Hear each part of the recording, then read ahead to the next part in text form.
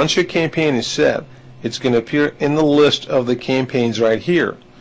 While it is here, you can click on the name of the campaign, and all the settings of the campaign are going to be preloaded into the form just the way you created it to begin with. And here, as you can see, the campaign shows you how many more visitors and visits it will track. And again, this will depend on the type of plan you have, so you could check into your plan because each plan is allotted a certain number of visits, certain number of campaigns.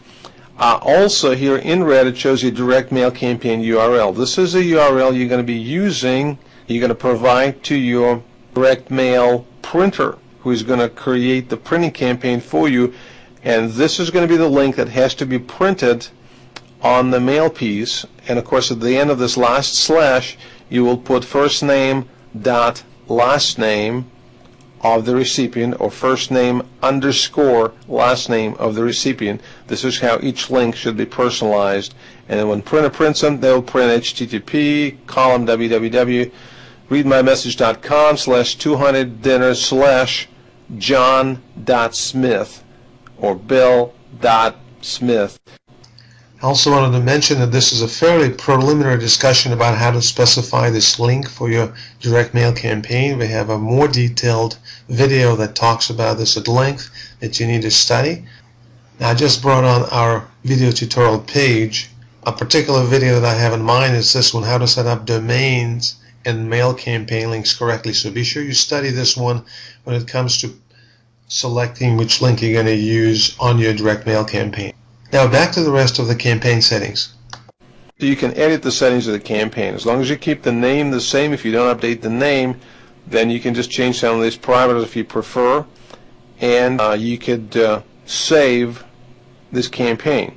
Now also, here on the list of the campaigns, once the campaign has run its course, or if it's a campaign that you decided not to use, you can also check it and delete the campaign. Last comment, as you see, after you loaded this campaign in this form, you see now a new link here. It says generate code to run this on your website. This is for the users on advanced plans, for professional plans. If you click here, it will give you an HTML code and special instructions on how to use htaccess file in order to place this and run this on your own domain. Now I'm going to click on this right now, and as you can see, this page has some instructions here, specific instructions on a code. It automatically generates this code for you. It's personalized to your size, to your campaign, and you have to copy this, create a new file on your hard drive, call it .htaccess, as it says right here.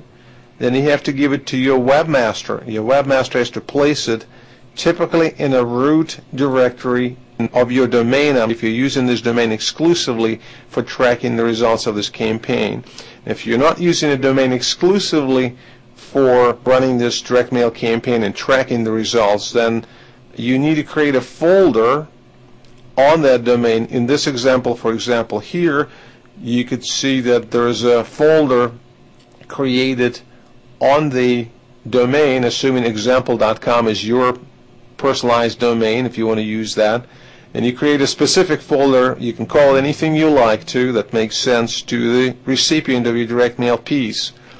And then you could place the htaccess file, or .htaccess file, in that folder. Now again, if you're unsure how to do this, talk to your webmaster.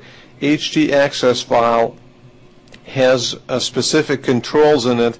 It actually may disable your site, so you definitely want to consult with a webmaster before you do that. You want to test everything before you execute your direct mail campaign if you choose that path. If you have any problems, please contact us. We'll be happy to help you. Now remember that not all websites, not all domains and hosting services support htaccess filing, and so if you intend to use your own domain, you want to talk to your hosting company, you want to talk to your webmaster, you want to find out whether or not your hosting company allows the use of htaccess files. If it does, then you can use this approach. If it doesn't, then you can't use this feature of the software, and you'll have to run this off of our domain, which is readmymessage.com. Go back, you could see you're back to the campaign. Your campaign is preloaded. This concludes the description of how to set up your campaign and how to set it up on a specific domain.